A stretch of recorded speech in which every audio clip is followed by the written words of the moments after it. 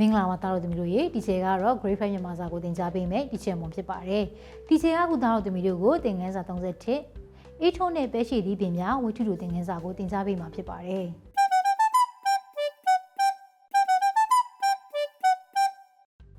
သားတို့သမီးတို့ကဒီသင်ခန်းစာကိုသင်ကြားရခြင်းကြောင့်ဝိထုတို့ရေးဖွဲ့တင်ပြပုံမှာတစ်ဆင့်ဆက်ဆောင်တို့ရဲ့စိတ်သဘောထားကိုတွေ့တော်ဖတ်ရှုတတ်လာမယ်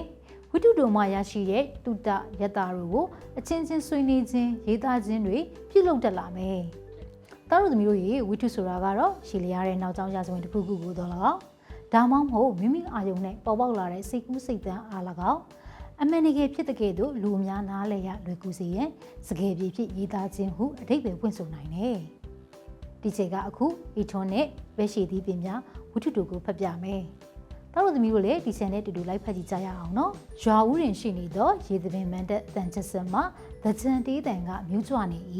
။ຫນွေတာပွဲဤအတန်နေဖြစ်၍မင်္ဂလာယူနေကြပြီ။စတုဒီတာကျွေးသူတို့ကကျွေးကြ၏။တက်ကြီးရွယ်ကိုဖိုးဖွားတို့ဟာခေါင်းဆေးမင်္ဂလာပြုသူကပြုပေးကြ၏။ရေချိုးပေးသူတို့ကရေချိုးပေးကြ၏။ရေသပင်ကိုပျော်ရွှင်စွာကစားနေကြသူများကကစားနေကြ၏။အေးထွန်းရေသပင်မန်တက်စီကိုသွားတော့မယ်ဟေးငါသွားနှစ်တော့မယ်နော်တာအေးကရေကစားသွားရင်လာခေါ်သည်သူ့လက်ထဲ၌ရေခွက်တစ်လုံးနှင့်ရေပုံးတစ်ပုံးကိုကင်ထားသည်အေးငါလည်းလိုက်ခဲ့မယ်ဟေးအေးထွန်းကဖလားတစ်လုံးဆွဲပြီးလမ်းဘက်ကိုပြေးထွက်မိစစ်စစ်၌တာမောင်အေးထွန်းရေကစားသွားတော့မလို့လားကွဖခင်ဤရုတ်တရက်အမေကြောင့်အေးထွန်းဤခြေလမ်းများတန့်သွားသည်ဟုတ်တယ်အဖေသားဒီနေ့တရက်တည်းပဲရေကစားရတော့မှာသားရေကစားသွားတော့မယ်နော်အိထွန်းတို့ရွာတလေးရတကြံအကြားနေအကျက်နေအတက်နေများ၌သာပျော်ပွဲရှင်ပွဲများစီကားသည်နှစ်ဆန်းတရက်နေတွင်မူနှစ်ဦးမင်္ဂလာကောင်းမှုကုသိုလ်ဒါနပွဲများကိုသာပြုလုပ်ကြသည်အရင်ရက်တွေကလည်းတနေကုန်တနေကန်ကစားခဲ့ပြီးပြီပဲကွာခုမနက်တော့ရေကစားမသွားပါနဲ့အောင်အဖေနဲ့ပဲရှိသီးပင်စိုက်ရအောင်နော်ဟာအဖေကလည်းဗျာပဲရှိသီးပင်စိုက်တာပဲနောက်နေ့မှစိုက်လဲဖြစ်ပါတယ်မဖြစ်ဘူးကွာဒီနေ့အတက်နေ့မှာအခါယူပြီးစိုက်ရမယ်အတက်နေ့တွင်စားပင်စိုက်သည်မှာအေးထွန်းတို့ရွာဤဒလင်းတစ်ခုဖြစ်ပါသည်ထို့ကြောင့်အတက်နေ့တွင်အိမ်တိုင်း၌တနိုင်တစ်ပိုင်းစားပင်များကိုစိုက်ကြသည်အေးထွန်းသည်သူ့ဖခင်စကားကိုမလွန်ဆန်ရဲ့ထို့ကြောင့်သူ့လက်ထဲမှာရေဖလားကိုအောက်သို့ပြန်ချလိုက်ရသည်ဖခင်နဲ့အတူပဲရှိသည်ပင်စိုက်ရပေတော့မည်အိထွန်းတို့ရွာတွင်ပဲလင်းမွေသည်ကိုပဲရှိသည်ဟုခေါ်ကြသည်မွေကိုအကောင်ရှိဟုခေါ်တဲ့ကဲ့သို့ပဲလင်းမွေသည်ကိုလည်းပဲရှိသည်ဟုခေါ်ကြခြင်းဖြစ်သည်အိထွန်းတို့အိမ်နောက်ဘက်၌မြေကွက်လက်ကကျင်းနေသည်ထိုမြေကွက်လက်ကိုတကြံမတိုင်မီကလေးကမြေဆွမြေနှက်ထားသည်ထိုမြေကွက်ထဲသို့အေးထွန်းတို့သားဖရောက်လာခဲ့ပြီဖခင်ကြီးအစင်သစ်လှုပ်ထားသောမြေပေါင်များပေါ်တွင်ပဲရှိသီးစီများစိုက်နေရသည်အချိန်သိမ့်မကြပဲစိုက်ပြီးခဲ့လေသည်စိုက်ပြီးနေရများသို့ရေတစ်ခွက်စီလောင်းပေးလိုက်ရသည်ပြီးမှအိမ်ထဲသို့ပြန်ဝင်ခဲ့ကြသည်ရေကစားဖို့အချိန်ရသေးတယ်ကွရေကစားသွားလိုက်ပါဦးမင်းစိုက်ထားတဲ့ပဲရှိသီးပင်တွေကမင်းအတွက်အကျိုးပေးမှာပါကွာဟုဖခင်ကြီးကရေကစားဖို့သွားခွင့်ပေးလိုက်သည်အိထွန်းသည်ရေဖလားကိုဆွဲပြီးရေသပင်မန်တက်စီသို့တီးသွားလေတော့သည်ရေကစားနေသောတငယ်ချင်းကိုတွေ့ရသည်အိထွန်းလည်းဝင်ပြီးရေကစားလေတော့၏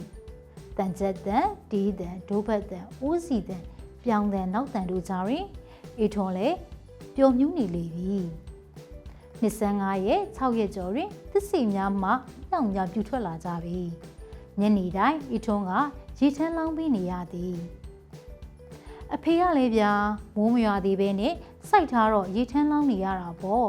ရေထမ်းပြီးလောင်းပေးနေရတော့ဤထွန်းကညှိညူသည်စိတ်မပြတ်ပါနဲ့ကွာမကြခင်မိုးရွာတော့မှာပါမိုးရွာရင်ရေမထမ်းရတော့ပါဘူးမိုးရွာဖို့ကအဝေးကြီးလို့သေးတယ်နေ့တိုင်းရေထမ်းရတာကမသက်သာလှဘူးရေထမ်းလောင်းရတဲ့အကျိုးခံစားရမှာပါကွာဘာအကျိုးလဲအဖေယာပခုံးမှာအနာဖြစ်တော့မယ်ဗျငါသားသိလာပါလိမ့်မယ်ကွာ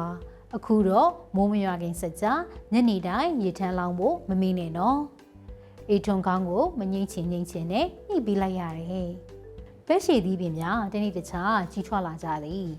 ဖ ဖခင်ကြီးအစင်သေးလုပ်ပေးထားသောစင်ပေါ်သို့အနှွေများတွေ့တက်၍နေလေသည်နှစ်ဆန်းပြီးရက်30ကျော်40အတွင်း၌မိုးဦးကျလာတယ်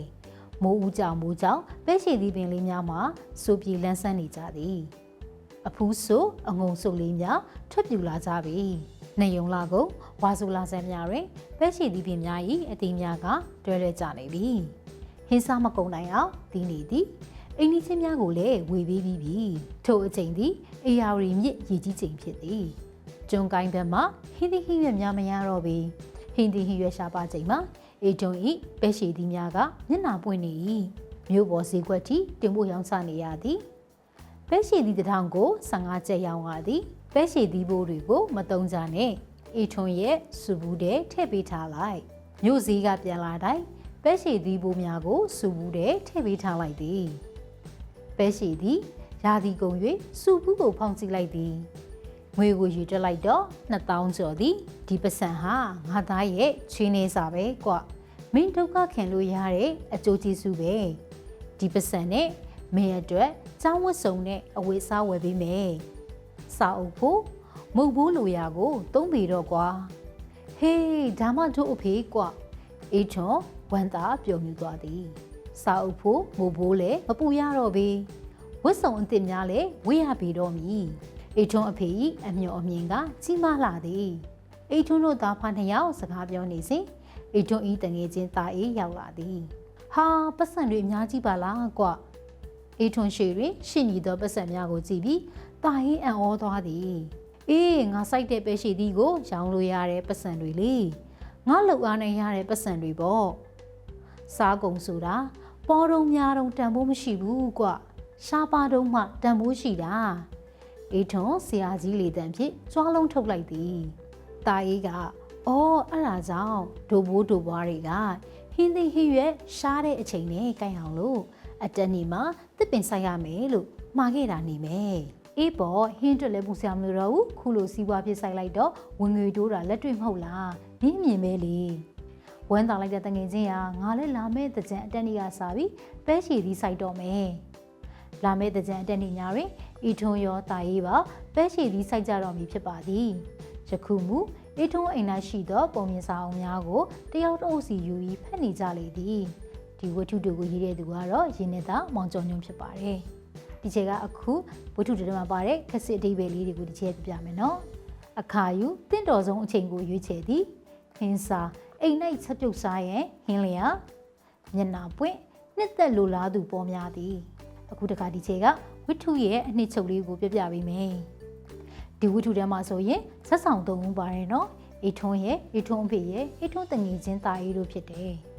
အေထွန်းတငယ်ချင်းတာအေးဟာအေထွန်းကိုရေကစားသွားဖို့လာခေါ်လို့အေထွန်းကသွားမလို့ပြင်နေစမ်းမှာပဲအေထွန်းအဖေကမသွားခိုင်းပဲပဲရှိသီးပင်စိုက်ခိုင်းတယ်အေထွန်းကစိတ်ညစ်သွားပြီးအပင်တွေကိုစိုက်ရတယ်ရေထမ်းပြီးရေလောင်ရတော့ပခုံးတွေနာတယ်မိုးဦးကျလာတဲ့အခါမှာတော့အသီးတွေတီးလာပြီးနောက်ရောင်းလိုက်ရတဲ့အခါပတ်စံတွေအများကြီးရလာတော့အေထွန်းအရန်ဝမ်းသာသွားပြီးသူ့အဖေကိုလည်းကျေးဇူးတင်သွားတယ်အေထွန်းဟာအနာခံရတဲ့အတွက်ကောင်းတဲ့အကျိုးကျေးဇူးတွေကိုခံစားခဲ့ရတာပဲဖြစ်တယ်ဒီချက်ခုသင်ကြားခဲ့တဲ့ဝတ္ထုတို့ကိုနားလည်မယ်လို့ဒီချက်မျှော်လင့်ပါတယ်ဒီချက်တို့နောက်စာသင်ချိန်မှပြန်တွေ့ကြမယ်နော်